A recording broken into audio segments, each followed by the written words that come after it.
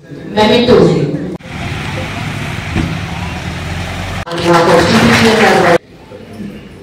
সরকারের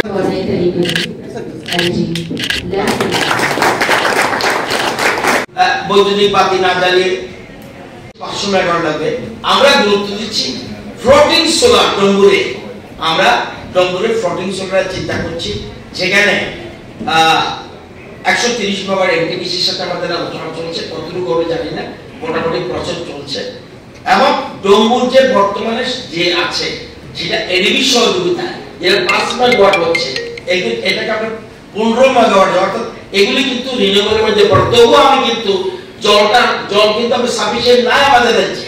এটা অরুণাচল যেমন ইউজ পাবেন, আমাদের এখানে নাই। কিন্তু তাহলে আমাদের কি উপায়? আমরা কি উইন্ড আছে নাকি? নাই। আমরা উইন্ড থেকেও পাবো না, আমরা জলও আমাদের নেই। তাহলে আমাদের একমাত্র সূর্যের উপর ডিপেন্ড করতে হবে আর বায়োমাসের উপর ডিপেন্ড করতে হবে। সেই জন্য আমরা এসব চিন্তা করছি। যেমন ওই যেটা বলছিলাম রুকিয়াতে আমরা সেম গ্যাস দিয়ে, অর্থাৎ এটা অনেকটা সংরক্ষণের মতো, সেম গ্যাস দিয়ে আমরা যদি অন্য টেকনোলজি ইউজ করে আমরা সেখানে ডাবল করার চেষ্টা করছি। এবং যেটা একটু আগে আমাদের সেক্রেটারি বলে গেছেন যে এনএইচপিসির সাথে আমরা ধলা এবং উত্তর ত্রিপুরা জেলায় 5টা জায়গাতে আমরা পাম্প স্টোরেজের জন্য চিন্তা ভাবনা করছি। একটা উত্তর লঙ্কাইতে মোটামুটি ঠিক হয়ে গেছে। এটা হলে ত্রিপুরার অর্থনৈতিক ক্ষেত্রে বিরাট পরিবর্তন আনবে। আমরা সেখানে প্রায় 800 মেগাওয়াট আমরা করতে পারবো বলে আমাদের আশা। এবং এটা অলরেডি প্রথম সার্ভে তারা করেছে, দ্বিতীয় সার্ভে করেছে, এবং বর্তমান সার্ভে তো আমরা লেটেস্ট ইনফরমেশন পেয়েছি তারা 16 তারিখ আসছে এবং সই হতে যাচ্ছে।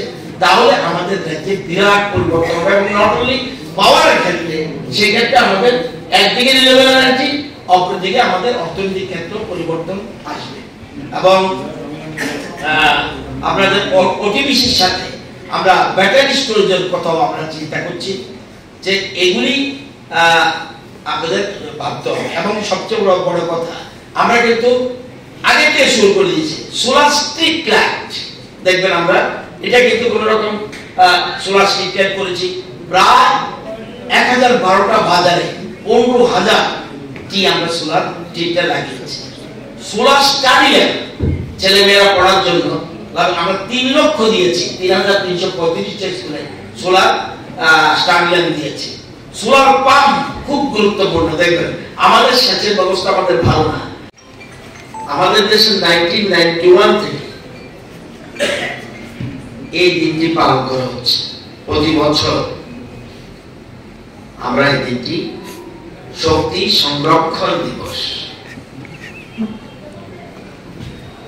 এটা আমরা পালন করে আসছি। আপনারা সবাই জানেন, আপনারা এখানে সব টেকনিক্যাল ম্যান, আমরা কয়েকজন ছাড়া সবাই টেকনিক্যাল ম্যান। বিদ্যুৎ উৎপাদন হয়, বিদ্যুৎ পাওয়ার শক্তি কোত্থেকে হয়?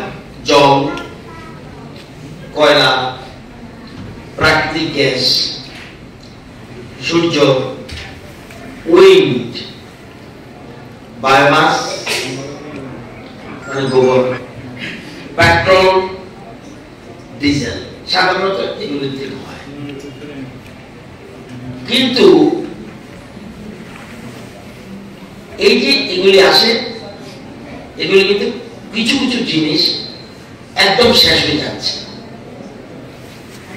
মাটির তলায় আজীবন কয়লা থাকবে, থাকবে কি?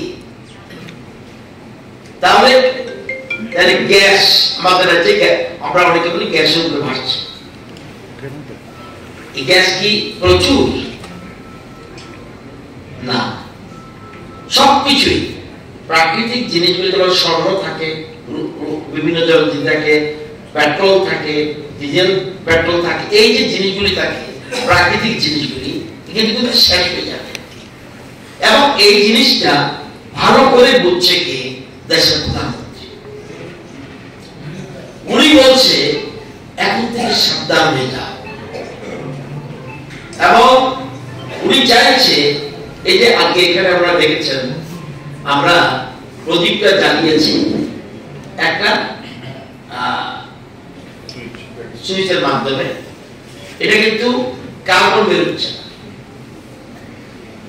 অন্য সময় কি দেখবেন মোমবাতি জ্বালালে ধোঁয়া বের হয়, এটা জানো এইটা কার্বন, এটা কিন্তু কি বলে এটাকে কার্বন এমিশন হচ্ছে।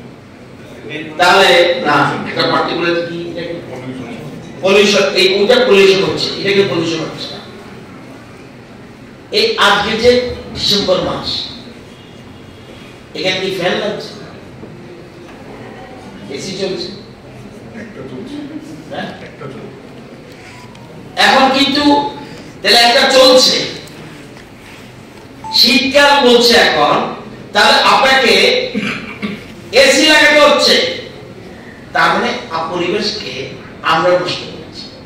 পরিষ্কার কথা, এই যে বলছে জন এফ কেনেডি বলছিলেন, ask not what your country can do for you, ask what you can do for your country. আমার দেশকে বলবেন, দেশ আমাকে কি দিয়েছে? গ্যাস দিয়েছে,